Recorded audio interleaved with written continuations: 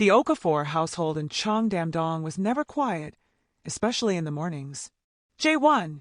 Doyen's voice carried down the hallway. If you finish the bread before I get there, I will fight you today. From the kitchen came his calm reply. Then hurry. I already toasted the last slice. Doyen stormed in, adjusting her hair as she walked, only to see J1 seated at the table with a grin, and a plate full of bread still untouched. You see your life, she said, dropping into the chair opposite him. All this drama just to stress me. He pushed the plate toward her with a small smirk. I wanted to see how fast you'd run. You nearly broke the record. Their mother, Mrs. Okafor, laughed from the stove. One day, you two will realize you quarrel more than you breathe.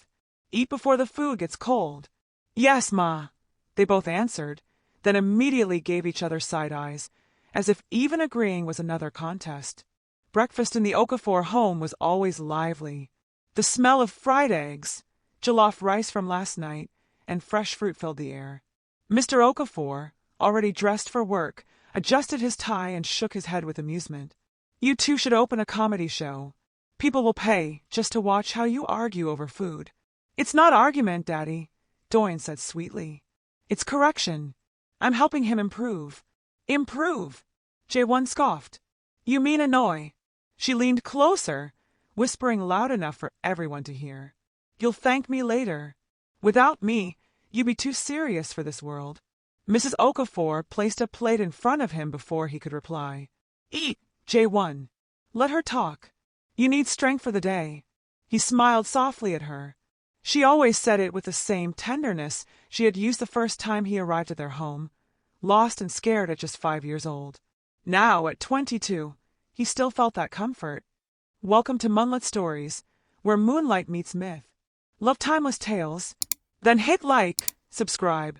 Don't forget to tell us where you are watching from in the comment, as we would really love to know, and please join our circle. Every story begins with you. But Doyen, of course, refused to let the moment linger. She nudged him playfully. After breakfast, you're coming with me to the clinic. I need someone to help me practice for my psychology sessions. He nearly dropped his spoon. Me? Why me? Because you're always arguing. You'll make the best test patient.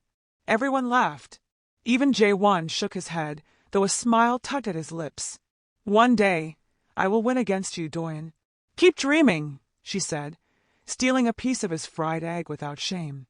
He watched her chew happily, pretending to be annoyed. But inside, he felt that familiar warmth, the kind he couldn't explain. She had been his friend, his rival, his sister in name but never in blood. And lately, when she smiled at him like that, he wondered if she was something more. On the television, the morning news mentioned Kong Group, the empire that once belonged to his family. He froze for a moment, his spoon halfway to his lips. Doyen noticed, but she only said lightly, Eat. Don't let the news steal your appetite. He glanced at her, grateful for the distraction, and nodded. Fine, but don't steal the rest of my food. Her grin widened. Then you'd better eat fast. Laughter filled the room again, wrapping around him like the safest place in the world. By mid-morning, Seoul was already awake and busy, its streets buzzing with cars, chatter, and the smell of fresh coffee drifting from cafes. Inside the community clinic where Doyen volunteered, Jae-won sat stiffly on a couch, arms folded across his chest like a soldier awaiting interrogation. This is unnecessary, he muttered, eyeing the notepad in her hand. I'm perfectly fine. You're fine. Doyen raised an eyebrow. You argue with me over slices of bread, and you call that fine? No, sir. Today you are my patient. Relax.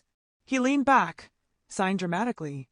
If you were a real doctor, I would have already requested a transfer. She smirked. If I were a real doctor, you'd be begging for an appointment. Their laughter echoed across the quiet room until a passing nurse peeked in, shaking her head with a smile. You two sound more like siblings than patient and doctor. Jae-won quickly corrected. Foster siblings. The word slipped out sharper than intended. He cleared his throat. I just mean we're not blood related. The nurse nodded politely and left, but Doyen studied him for a moment before continuing. Interesting emphasis, she said, scribbling on her notepad. Tell me, Jae-won, why the need to clarify? He groaned. You're impossible.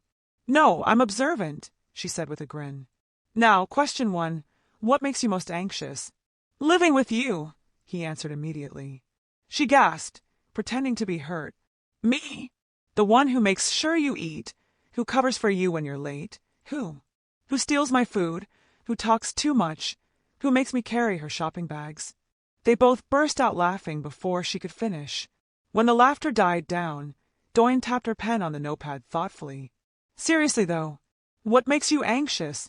He hesitated, looking at the floor. Sometimes, when I don't know where I truly belong. The words hung in the air, heavier than either expected. Doyen set the notepad aside.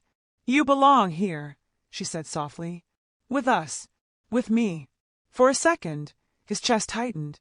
He wanted to believe her. But deep inside, he still saw flames, heard his mother scream, and felt the emptiness of a night he couldn't forget. Before he could answer, her phone buzzed. She glanced at the screen and frowned. It's Mom. She wants us home early. Apparently some Kong Group News conference is on tonight, and Dad wants us all to watch together. Jae-won's body stiffened. That name again, always hovering in the background like a shadow. Fine, he said quickly, grabbing his jacket. Let's go before you decide to analyze me again. She laughed, slipping her notepad into her bag. Don't worry. You'll never escape my analysis. It's a lifetime package. He rolled his eyes but couldn't hide his smile. One day I'll analyze you. I'd like to see you try.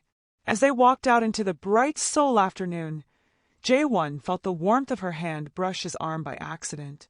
It was nothing, it was everything. He said nothing. For now, laughter was enough. But somewhere in the city, the Kong Empire was preparing to announce a secret that would change his life forever. Evenings in the Okafor household had their own rhythm, warm food, louder laughter, and occasional debates that could rival political rallies. Tonight, however, the television stole the spotlight. The news anchor's voice was smooth, professional. Breaking news. Kong Group has announced a sudden emergency board meeting. Rumors suggest a possible change in leadership. Forks paused midair. Mr. Okafor adjusted his glasses, watching closely. That family is never quiet. There's always something brewing. Mrs. Okafor shook her head. Power struggles. It never ends. That is why I prefer my kitchen. My only struggle is salt or no salt. The girls laughed, but Jae-won sat silently, his eyes fixed on the screen. The Kong logo flashed boldly, almost too familiar. His stomach twisted. Doyen noticed. Why do you look like the news just accused you personally? She teased, nudging his arm. He blinked, forcing a smile. I don't. Maybe you're the one looking guilty. Me. She raised her hands in mock innocence. Please, I only steal bread, not Chable companies. The room chuckled, easing the tension, but Mr. Okafor's gaze lingered on Jae-won for a moment longer. The anchor continued. The late Kong family heir, who died in a tragic accident years ago, was meant to take over the company. Since then, control has remained with Minister Kong Myung-suk, younger brother to the late heir. At the name, something inside Jae-won jolted.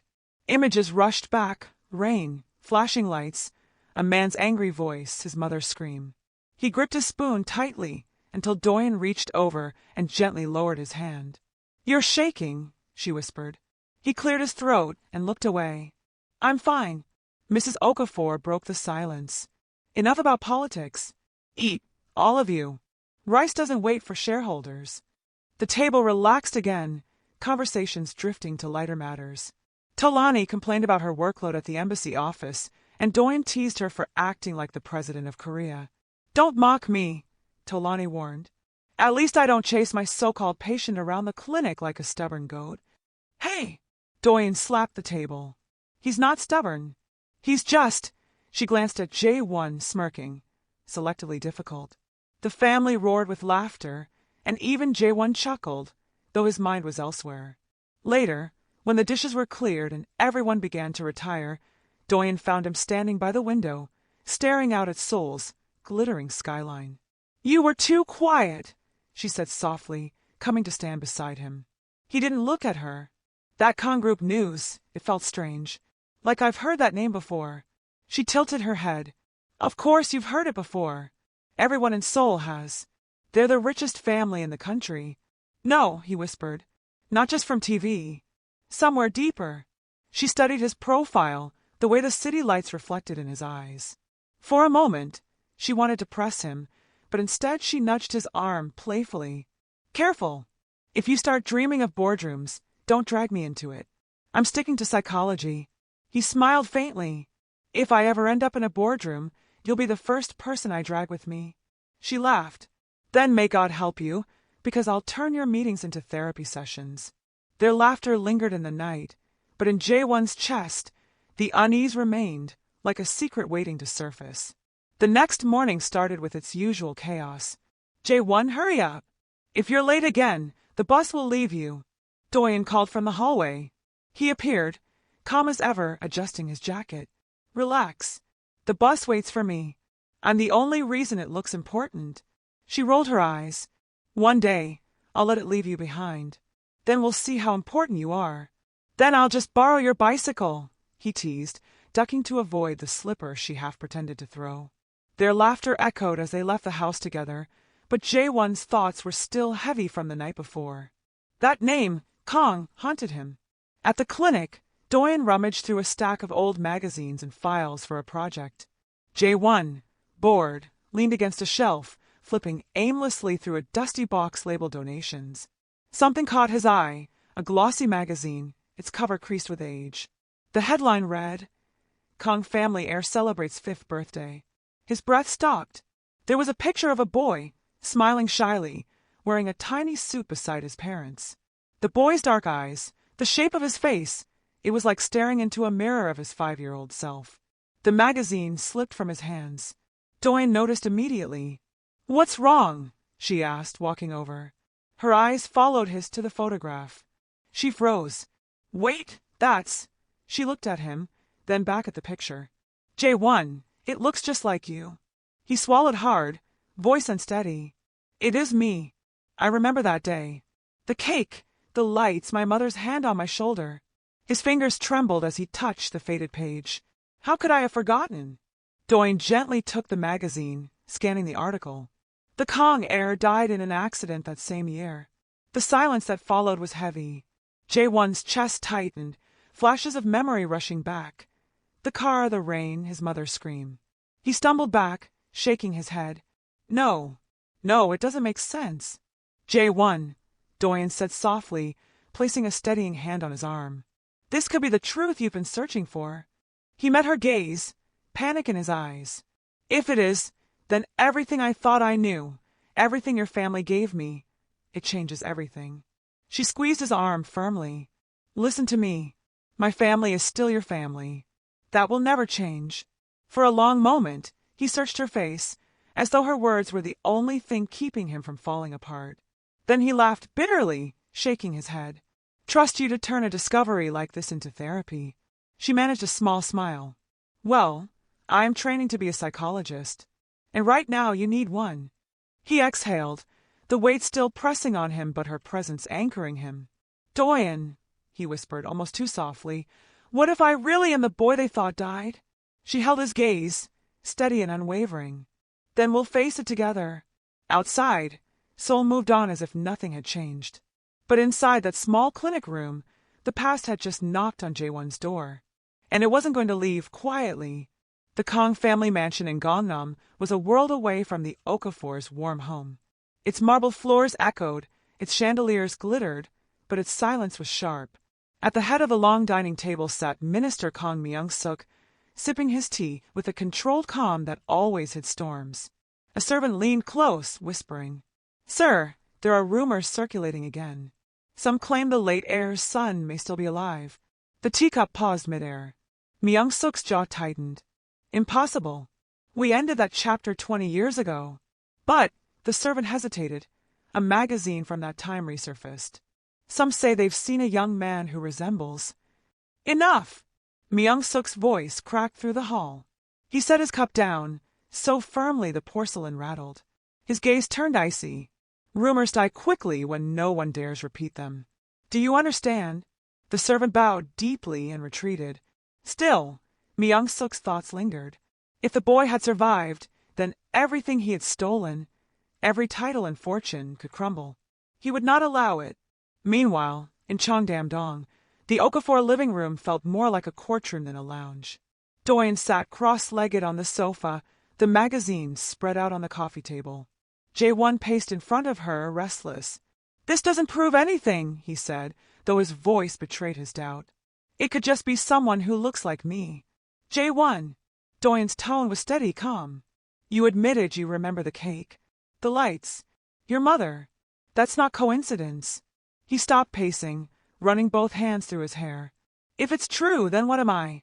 Who am I supposed to be?" "You're still you," she said simply. "The boy who argued with me over bread, who laughs too loud, who makes Mom smile. That won't change." He looked at her, his chest tightening. "You make it sound so easy." "It's not easy," she admitted, "but it's the truth." Before he could reply, Talani entered, heels clicking against the floor. She glanced at the magazine and frowned. "What's this?" Doyen hesitated, but Jae-won answered. "It's a photo of the Kong family heir. From years ago." Talani leaned closer, studying it. Her eyes widened slightly. "It looks exactly like you." "See," Doyen said quickly. "I'm not imagining things." Talani crossed her arms, thoughtful. "If this is true, then our Jae-won is not just anybody. He could be—" "Stop!" he cut in sharply. "Don't say it." The tension crackled in the room until Mr. Okafor walked in, diplomatic calm wrapped around him like a suit. He saw the magazine, studied the faces, then looked at Jae-won. His expression softened, but his words were firm. "No matter what this means, you are our son. That truth will not change. But if this past is calling you, perhaps it is time to listen." Jae-won sank into the sofa, head in his hands. Doyen sat beside him, slipping her hand quietly into his. For a moment, the weight lifted. Her presence reminded him he wasn't alone. But far across the city, Minister Kong was already sharpening his claws. The Okafor household usually came alive with laughter during dinner. But that night, silence filled the dining room. All eyes were fixed on the television as the broadcast began. The screen showed a grand press hall. Cameras flashed. Microphones lined the podium, and in the center stood Minister Kong Myung-suk, looking calm and untouchable in his dark suit. "Good evening," his voice echoed, measured and powerful. "Today, Kong Group faces a moment of reflection. 20 years ago, this family suffered a tragedy, the loss of my brother, his wife, and their only son. But recent information suggests the boy may have survived." Gasps rippled through the crowd on screen, and at the Okafor table, Jae-won's fork clattered against his plate. Myung-suk continued smoothly.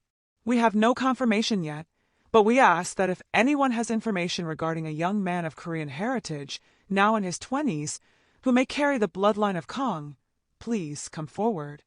The reporters shouted questions, flashes exploding across the stage. But all Jae-won could hear was the pounding of his own heart. Mrs. Okafor reached across the table, grasping his hand. "Don't panic. It's only talk." But Mr. Okafor's face was grim. "No, this is more than talk. The minister wouldn't risk making such a claim unless he had reason."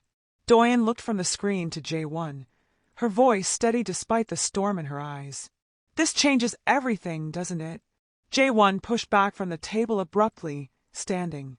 "I need air." He stepped onto the balcony, the cool Seoul night washing over him. The city lights stretched out endlessly, but tonight they felt like eyes, watching, waiting.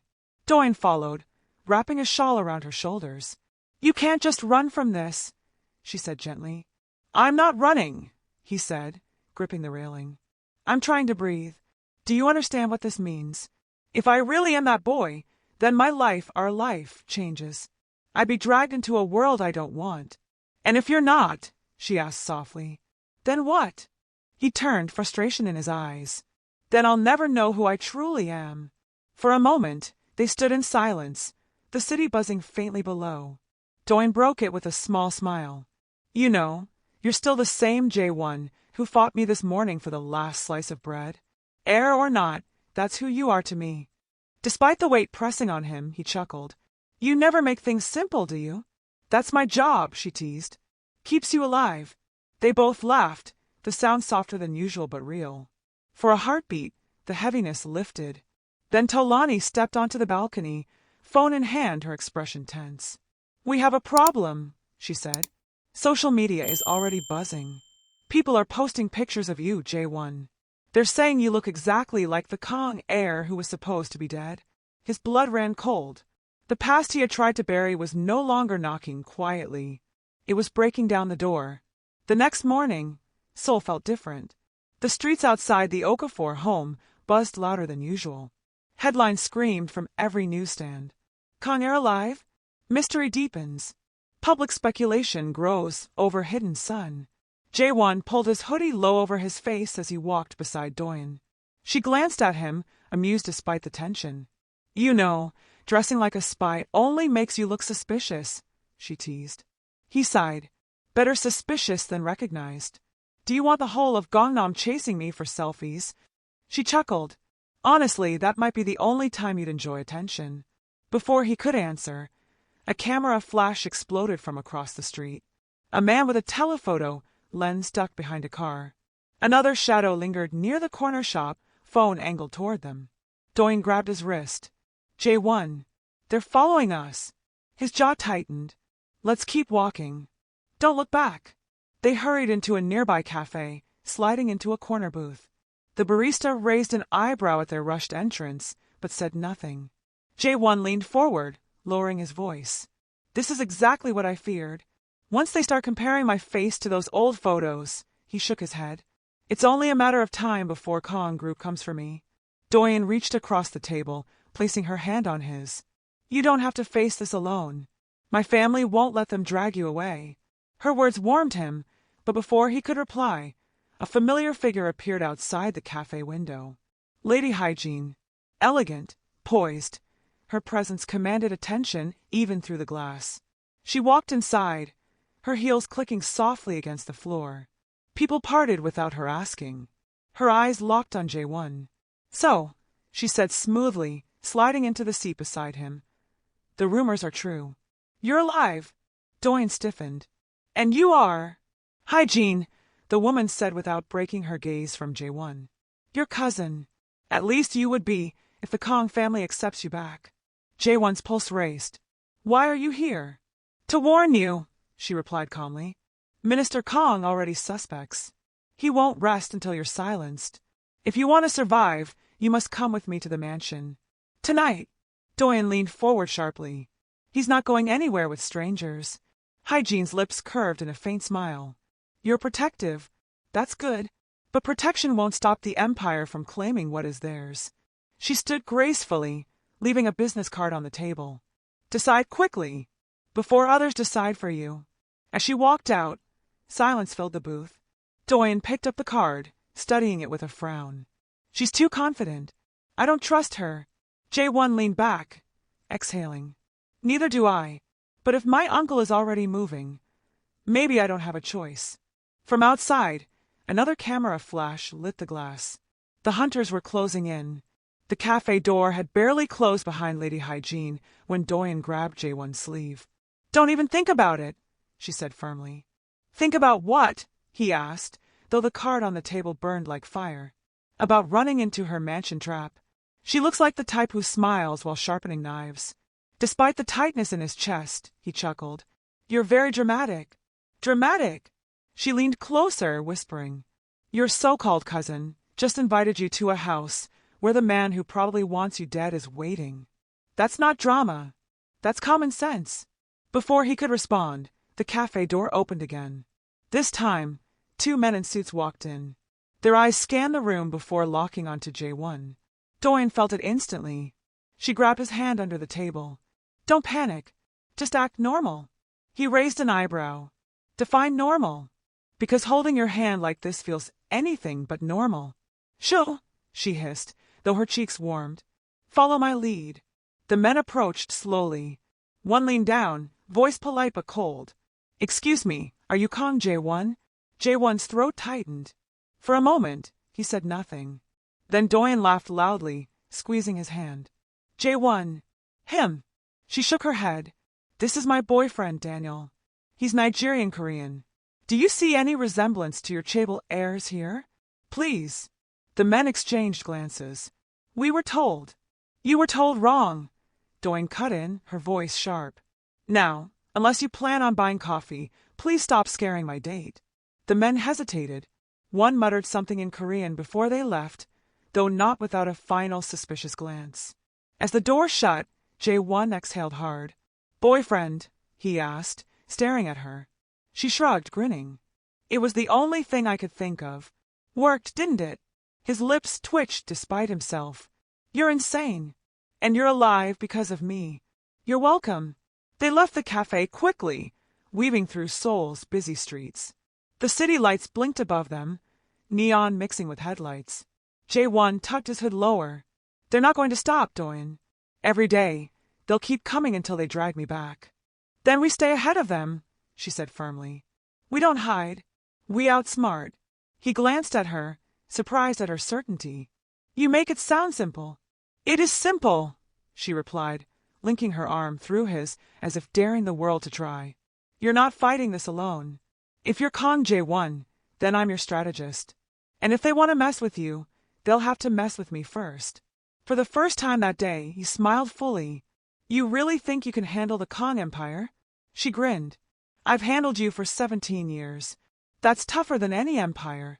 Their laughter carried into the night, but behind them, in the glow of a parked black car, a camera clicked silently. The Kang family now had their proof. The letter arrived the next morning, delivered in a sleek black envelope stamped with the Kang family crest. Mrs. Okafor opened the door, frowned at the messenger's stiff bow, and carried the envelope into the living room. Jae-won, this is for you. He froze at the sight of the seal. His hands trembled slightly as he tore it open. Inside, a single line written in bold Korean. Kang Jae-won, you are summoned to the Kang mansion at 7 p.m. tonight. The room went still. Tolani's eyes widened. So it's true. They know who you are. Mr. Okafor's face hardened, his diplomat calm breaking into something sharper. They've been hunting. This invitation isn't a choice, it's a declaration. Doyne snatched the paper, reading it quickly. No, he's not going anywhere. This is dangerous. They could use this to trap him. I can't ignore it, Jae-won said quietly, staring at the letter. If I don't go, they'll just keep coming. At least this way, I face them on my terms.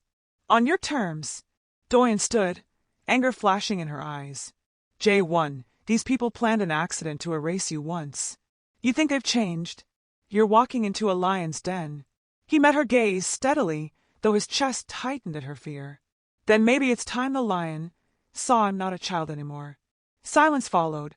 Finally, Mrs. Okafor reached out, smoothing his hair like she had since he was 5. If you must go, you won't go alone. This family does not abandon its own. Jae-won's throat tightened. He nodded, unable to speak. That evening, Seoul glittered in the twilight as the Okafor's car pulled into the long, guarded driveway of the Kang mansion. The house rose like a fortress, its gates gleaming, its windows glowing cold. Inside the grand hall, Minister Kang Myung-suk stood waiting. His presence filled the room, tall, stern, with eyes sharp enough to cut steel. Lady Hygiene sat elegantly at his side, her lips curved in a smile that never touched her eyes. As Jae-won entered, every step echoed against marble floors. His foster family followed, their presence both shield and support. So, Myung-suk said slowly, studying him like a hawk, the rumors were true. The child I buried has returned. Jae-won lifted his chin, refusing to flinch. I wasn't buried. I survived. The minister's lips curved into something between a smile and a sneer. Survived, and raised by foreigners. His gaze flicked toward the Okafors. Interesting. Doyne stepped forward, her voice clear. Foreigners who loved him when his own family abandoned him. The hall stirred with murmurs from Kang relatives and board members who had gathered to watch. Myung-suk's eyes narrowed, but Jae-won placed a steady hand on Doyne's arm, silently asking her to stand down. Then he faced his uncle fully. You stole my inheritance, my family's legacy. But I'm here now, and I'm not leaving. The words hung in the air, sharp as a sword. For the first time, Minister Kang's smile slipped. The war had begun. The Kang Group boardroom was a place built for intimidation.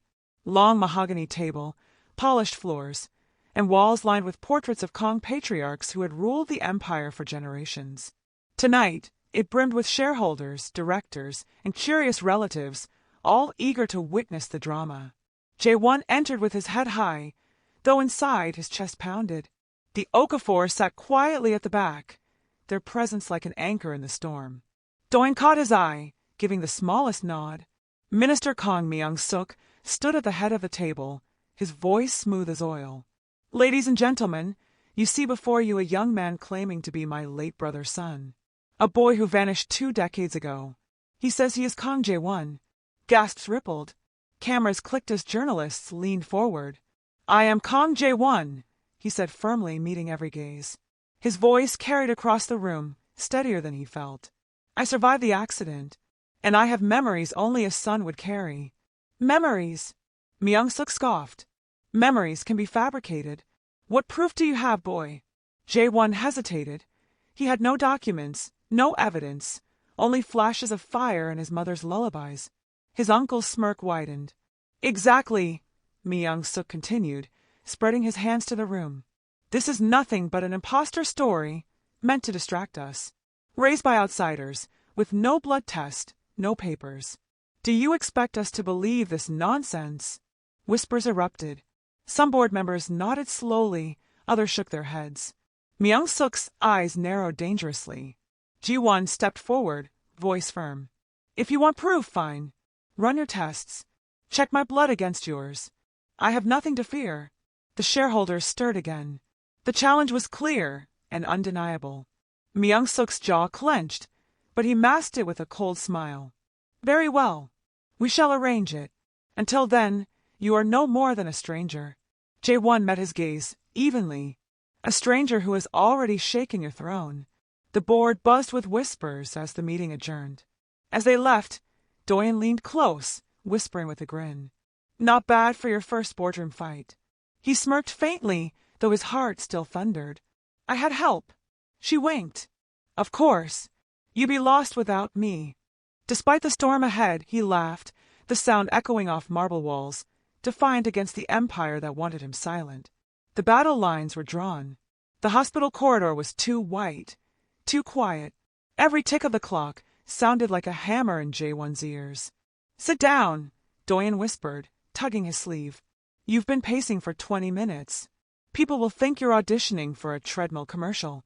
He gave her a flat look, but sat anyway, bouncing his knee restlessly.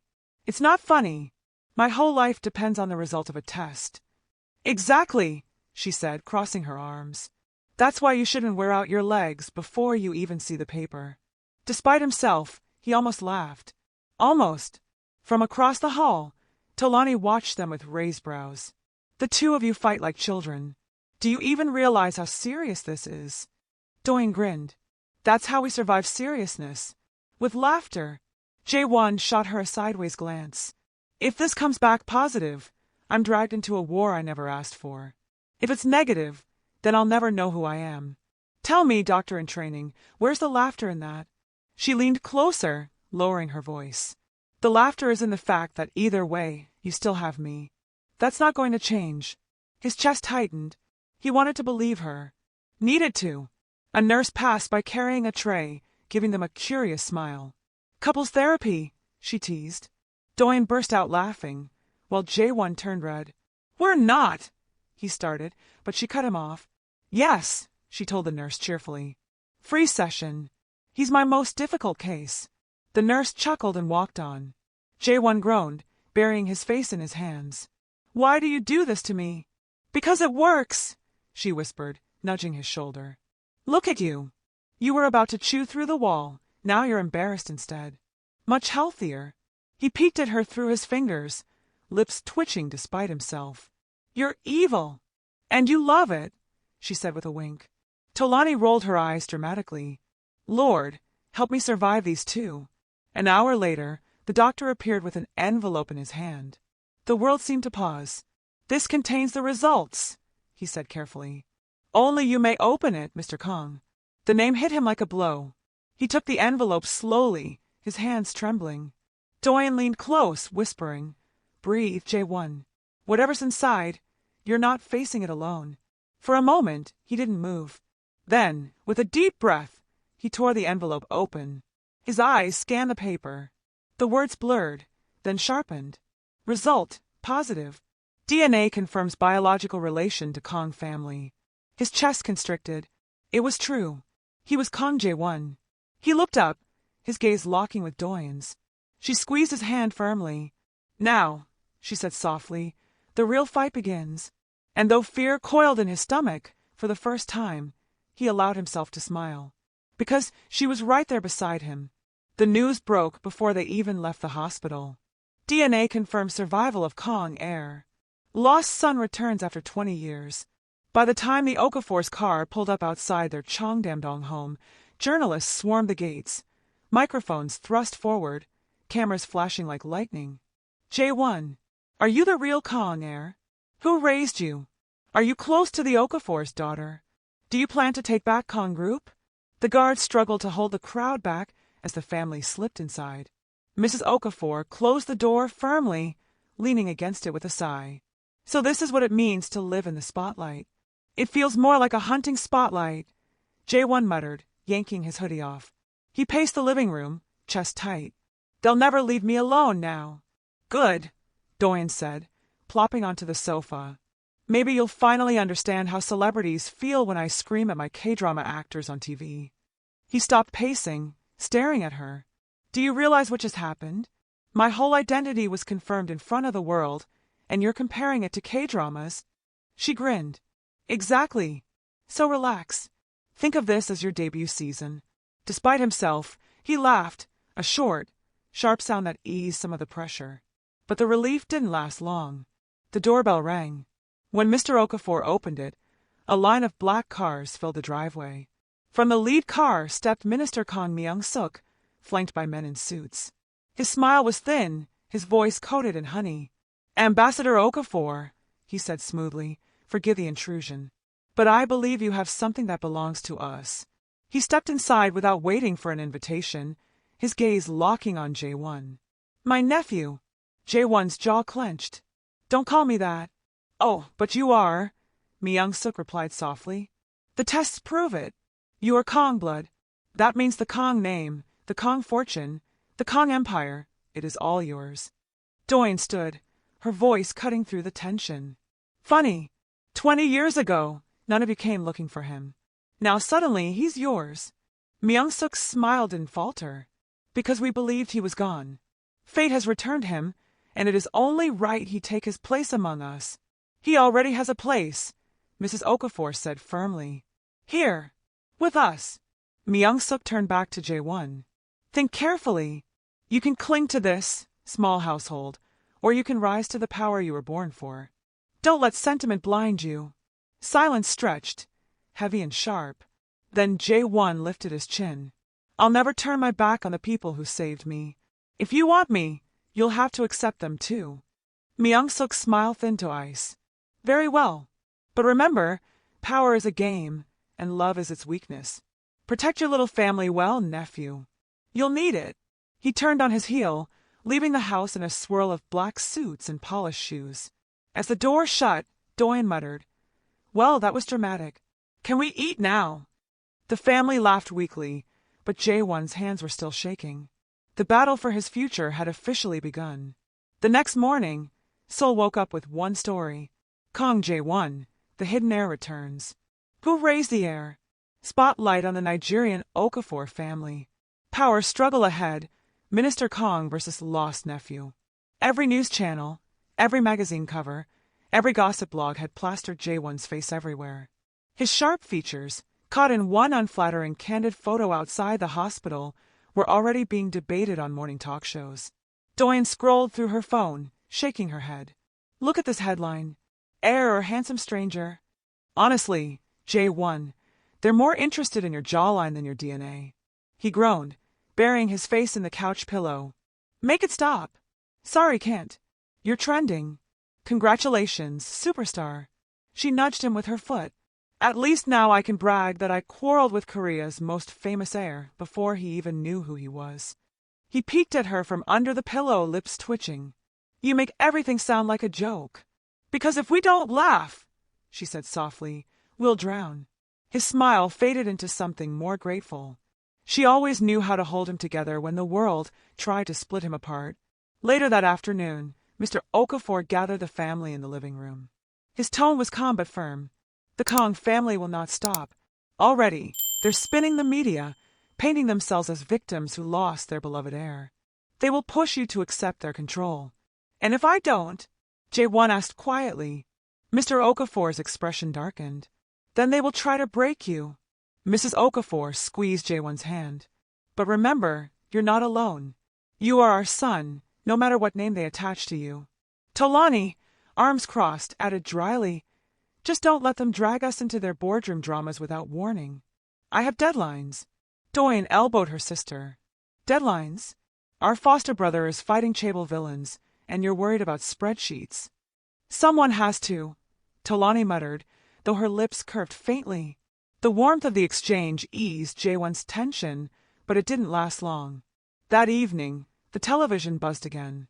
A Kong Group press conference showed Myung-suk standing tall, reporters flashing cameras as he spoke. We welcome the possibility of my nephew's return to the family. Of course, we will guide him, protect him, and ensure he receives the education and refinement suitable for his position. He will no longer need to rely on outsiders. The word outsiders dripped like poison. Jae-won's fists clenched. He's trying to erase you, he muttered, staring at the Okafors. Erase everything you've given me.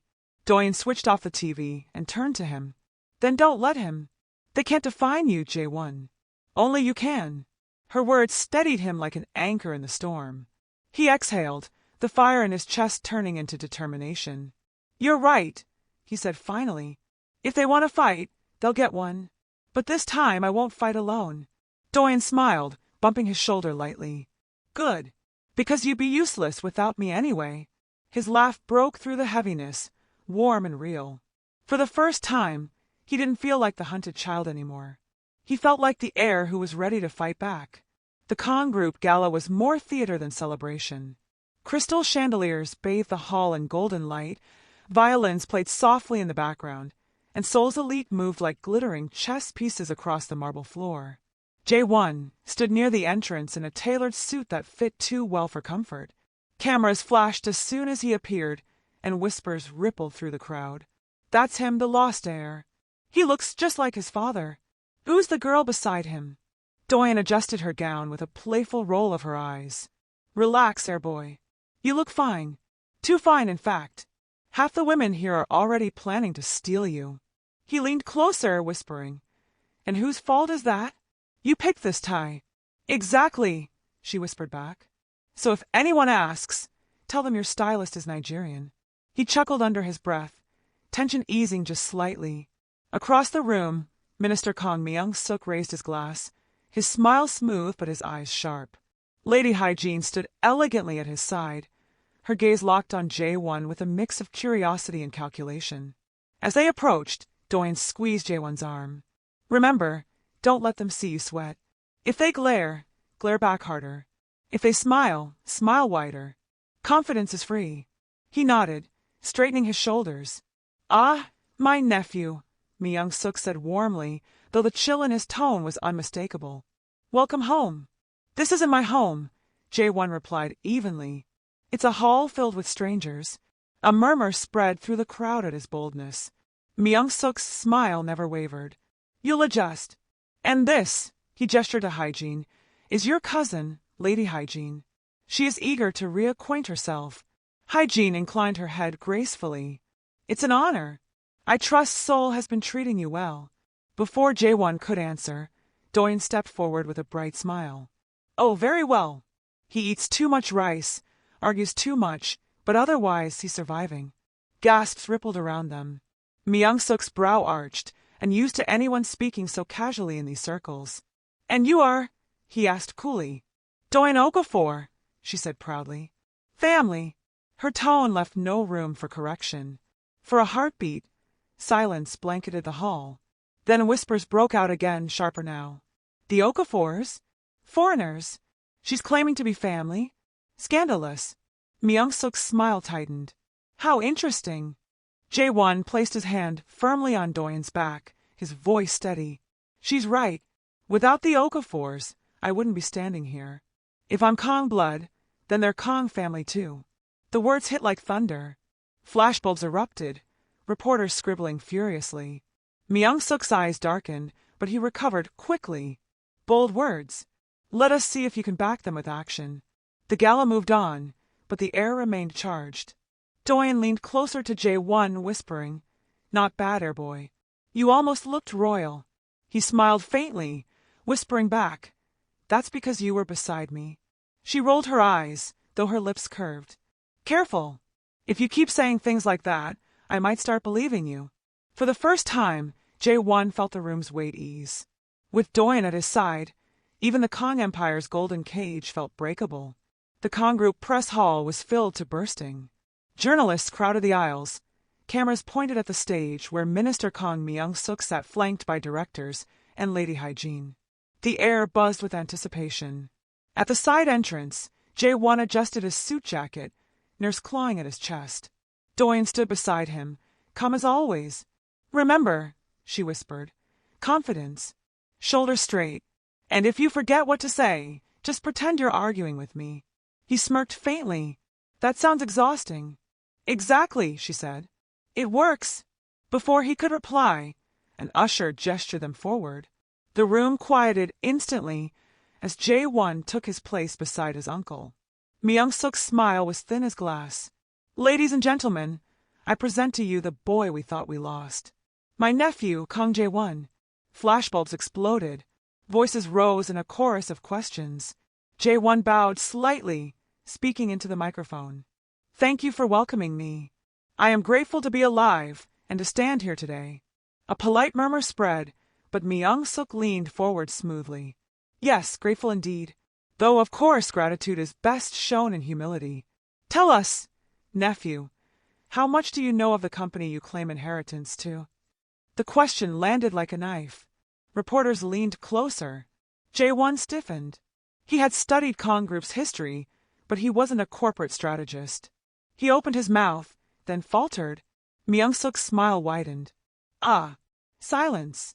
You see, ladies and gentlemen, the boy has been away too long. Raised by foreigners, untouched by the training of his heritage. How can one like him possibly lead?" Laughter rippled faintly through the hall, feeding the humiliation. Doyen, sitting just beyond the stage, leaned forward and called out clearly, "At least he's honest." "That's more than I can say for some people here." Gasps echoed. Reporters turned their cameras toward her. Myung-suk's face tightened. Jae-won glanced at her, her eyes steady, her chin lifted, and suddenly his voice returned. "I may not know every detail of this company yet," he said firmly, turning back to the hall. "But I know integrity. I know loyalty. And I know what it means to fight for what's mine. These are values stronger than ledgers and boardroom games." The hall buzzed louder now, divided whispers filling the air. Some shareholders nodded. Others frowned. Myung-suk's calm cracked, just for a second. But he recovered, leaning back in his chair. Strong words. But words do not run empires. "Maybe not," Jae-won said steadily. "But truth does, and truth has a way of exposing liars." The hall erupted in chaos, reporters shouting, flashes blinding. As the event ended, Jae-won stepped off the stage, his heart still pounding. "You did well," Doyen said softly, slipping beside him. "I nearly froze," he admitted. She smiled faintly. "That's why I shouted. I knew you'd find your fire. You just needed a spark." For the first time, Jae-won realized the spark was always her. And it terrified him. The Kong Mansion dining hall gleamed with polished silver and golden chandeliers, but to Jae-won it felt more like a cage than a room. He sat at the long table across from his uncle, who savored each bite of dinner like a man who enjoyed making others wait. Finally, Myung-suk dabbed his lips with a napkin. "Nephew," he began smoothly, "your appearance has caused quite a storm. The public loves stories of lost heirs. But storms need to be guided before they destroy." Jae-won narrowed his eyes. "Guided by who?" "You." "By the family," Myung-suk corrected. "And that means it's time you marry appropriately. A union that restores stability." He gestured gracefully, and Lady Hygiene entered, her gown flowing, her posture flawless. She bowed slightly to Jae-won, her smile polite but unreadable. Jae-won froze. You can't be serious. Oh, I am, Myung-suk said calmly. A marriage between you and Hyejin unites the family bloodlines, silences doubters, and strengthens our hold. It is the most logical choice. Logical! Jae-won scoffed. You want to bind me like a pawn.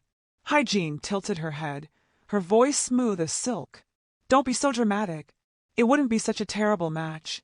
We are of the same world, and unlike others, I understand what it means to carry the Kong name. The unspoken, unlike your foreign family, hung heavy in the air. Jae-won's fists clenched, but before he could answer, Doyen's voice rang from the doorway. Interesting. You're discussing someone's future like you're picking out shoes. Everyone turned. Doyen strode in, chin high, eyes blazing. You think marriage is a strategy? That love is just paperwork. No wonder this family is cold. Miss Okafor, Myung-suk said icily, you forget your place. No, she shot back. I know my place, right beside Jae-won.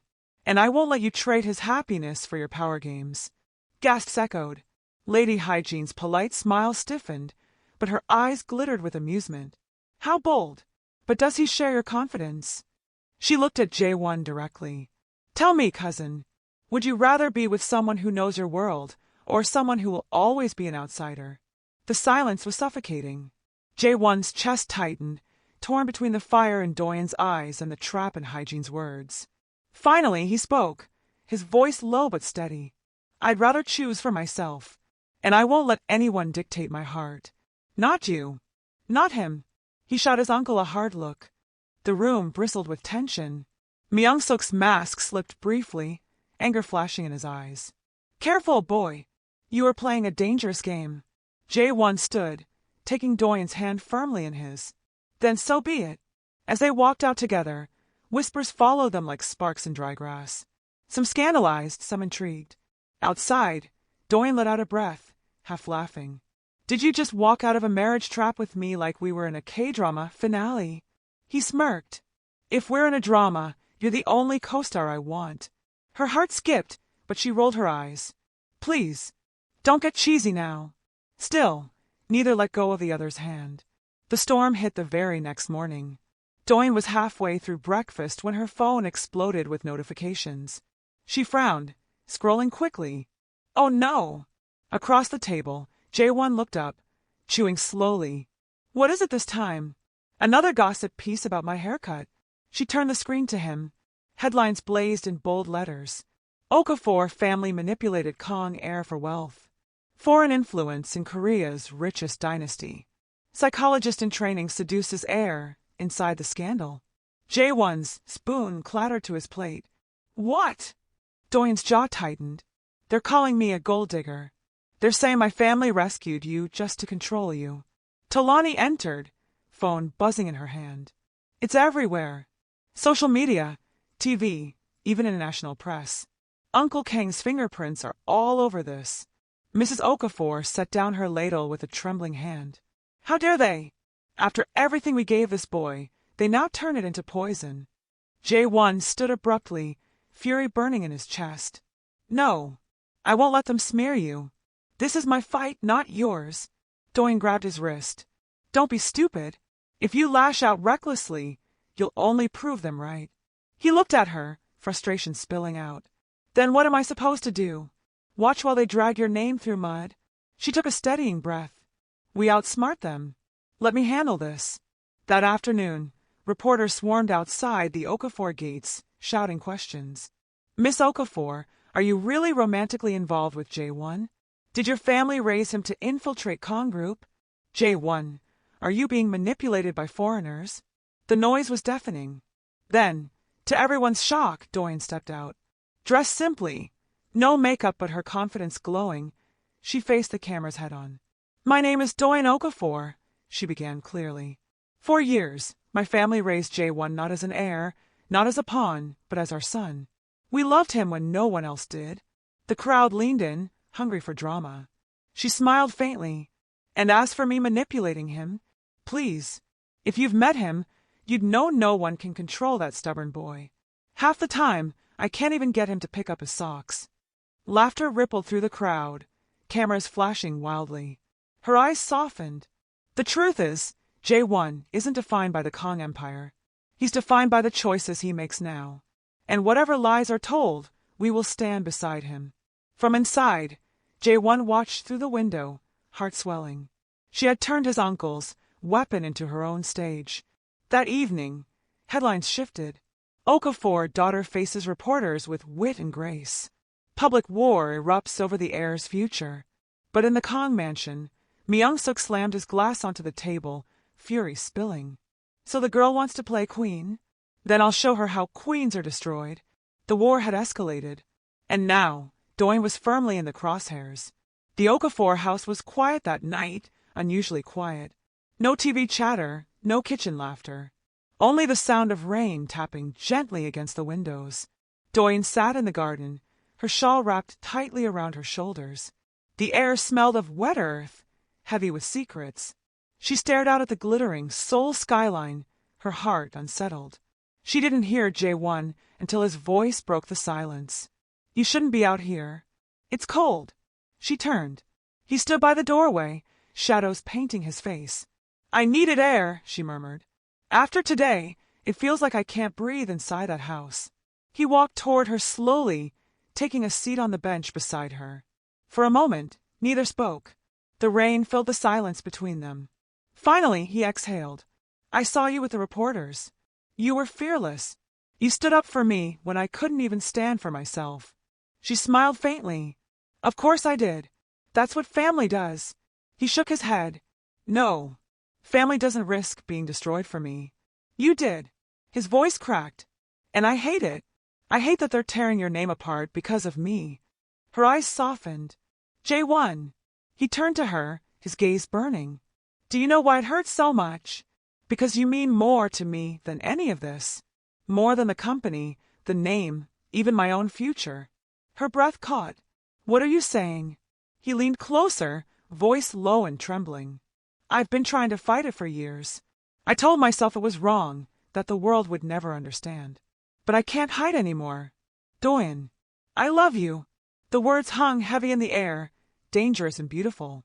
Her lips parted, but no words came. Before she could answer, his hand reached for hers, warm and shaking. And then, without another thought, his mouth was on hers. The kiss was fierce, desperate, carrying all the years of silence and hidden longing. For a heartbeat, the world vanished. But almost as quickly as it began, he pulled away, his breathing ragged, fear flashing in his eyes. I can't. I shouldn't. She reached for him, but he stepped back. If I stay, I'll never be able to let go. And if the world finds out, they'll destroy you because of me. Tears pricked her eyes. You think I care what they say? Let them talk. Let them scream. I don't care. Because I can't. Her voice broke, softer now. I can't live without you. His chest tightened, torn between love and fear. For a moment, he almost stepped back into her arms. But instead, he turned, retreating into the shadows. Doin stood frozen, rain streaking her cheeks like tears. Her voice shook as she whispered into the night, as though he could still hear her. Then don't let go. Because if you do, I won't survive it either. For 3 days, Jae-won avoided her. He left the house before dawn, buried himself in Kong Group's endless meetings, and returned late when the lights were out. At breakfast, he sat across the table without looking up. At dinner, he claimed exhaustion and disappeared into his room. Doin felt every mile of the silence. It was worse than their arguments, worse than their teasing. Arguments meant connection. Silence felt like loss. On the 4th day, she'd had enough. She marched into Kong Group headquarters, heels clicking against polished marble, her presence turning heads in the lobby. Employees whispered, "Who is she? The Okafor daughter? The rumored scandal?" She ignored them all, storming straight into the boardroom where Jae-won sat stiffly at the long table, surrounded by executives. The room fell into shocked silence. Myung-suk's lips curled in satisfaction. "Miss Okafor, how bold of you to interrupt corporate business. Or is this another performance for the cameras?" Jae-won stood quickly, his face pale. "Doin, you shouldn't be here." "No." She cut him off, eyes blazing. "You shouldn't be here, pretending you can erase me." Gasps rippled through the room. Shareholders leaned forward, eager for scandal. She walked closer, her voice steady despite the pounding of her heart. "You've been avoiding me because you're scared. Scared of what people will say, scared of losing control. But let me make something clear. Running away doesn't protect me. It only hurts us both." Doyen, his voice broke, but she pressed on. "You think I don't know what the world will say. They'll call me names. They already do. But I don't care, because I'd rather be hated with you than loved without you." Silence swept through the hall. Every eye was on them. Jae-won's chest tightened. He wanted to deny it, to push her away again. But the fire in her eyes, the tremor in her voice, it broke the last of his walls. He turned to the board, his voice low but steady. "You hear her? You hear how far they've already dragged her name through the mud? My uncle says she's my weakness." He looked back at Myung-suk, his gaze hard. "But he's wrong. She's my strength." The board stirred, startled by his boldness. Myung-suk's smile slipped. Jae-won continued, louder now. "If you want to question me, fine. If you want to test me, fine. But if you come for her, you come for me. And I will not bend." The room buzzed with whispers. Some shareholders nodded, others frowned. But one thing was clear, the lost air was no longer silent. Doyen exhaled, relief washing through her chest. She had forced him to face her, and he had chosen her, in front of everyone. As the meeting broke, she leaned close, her lips almost brushing his ear. "Finally, you stopped running." He looked at her, something fierce and tender burning in his eyes. "I'll never run again." And for the first time, she believed him. The Kong Group headquarters buzzed with anticipation. Every shareholder, every journalist, every rival had gathered for the emergency meeting that would decide the company's future. At the front of the grand boardroom, Minister Kang Myung-suk sat tall, his voice smooth and commanding. "Ladies and gentlemen, it is clear. This boy is not fit to lead. He has been corrupted by outsiders, distracted by scandal, and is a danger to our empire." Reporters scribbled furiously, cameras flashing. Jae-won stood at the opposite end, shoulders squared, heart pounding. Doyen and the Okafor sat behind him, silent but steady, their presence a shield. "Do you deny it?" Myung-suk pressed, smirking. "Do you deny that this girl has clouded your judgment?" Gasps rippled through the room. All eyes turned to Doyen. For a moment, Jae-won hesitated. Then he stepped forward, voice strong. "No, I don't deny it." The hall erupted in whispers. Myung-suk's smirk widened. "So you admit it? She is your weakness?" "No," Jae-won thundered, his voice carrying over the noise. "She is my strength. Without her, I wouldn't be standing here. Without her, I'd still be a boy lost in the shadows you forced on me. If you want me as heir, you must accept her too, because she is my family. She is my heart." The room froze. Reporters' cameras exploded in flashes. Before Myung-suk could retort, a new voice rang out. "Enough lies!" A frail old servant stepped forward, escorted by Mr. Okafor. His face was worn, his eyes sharp. "I was there the night of the accident. Minister Kong planned it all. He cut the brakes, he arranged the route. He killed his own brother and sister-in-law to steal the throne." Chaos erupted. Reporters shouted, shareholders stood, security rushed forward. Proof was presented, records, testimonies long buried, now brought into the light. Myung-suk's face drained of color as the truth tore through the hall. "You traitors!" he roared, lunging forward, but guards restrained him. His voice cracked as he was dragged away. "This empire is mine. It should have been mine." But no one listened. The board chair rose, her voice clear. "By unanimous vote, Kang Jae-won is confirmed as rightful heir and chairman of Kong Group." Applause thundered. Cameras flashed. The world had witnessed history. Jae-won turned, his chest tight with relief. Doyen stood, her eyes glistening, pride and fear and love mingling all at once. Without hesitation, he crossed the room, took her face in his hands, and kissed her. It wasn't desperate like the first time. It was sure, fierce, a declaration. Gasps filled the hall. Some cheered, some whispered scandal, but Jae-won didn't care. He pulled back just enough to whisper against her lips, "I love you. I can't live without you." Her tears spilled as she smiled. "Good. Because I can't live without you either. Later that night, back in the Okafor garden, the storm had finally passed. The family laughed over tea, teasing and bickering as always. Doyen and Jae-won slipped away, standing under the Seoul night sky. He pulled her close, pressing a softer kiss to her forehead. "So," she teased, resting her head against him, "the mighty Heir belongs to me now?" He smiled, holding her tighter. "I always did." And for the first time, they weren't hiding. The world might whisper scandal forever, but in that moment, surrounded by love and laughter, they had already won. Thank you so much for staying with us till the very end of the story. If you enjoyed it, please don't forget to like this video, share it with your friends, and leave a comment below. We'd love to hear the lessons you learned and your thoughts on how we can continue improving to give you the very best. Here at Munlyt Stories, every tale is crafted with passion, care, and dedication. Our mission is simple: to entertain, inspire, and connect us all across cultures and hearts. So, keep the conversation alive in the comments, and don't forget to subscribe and hit the notification bell so you never miss a new episode.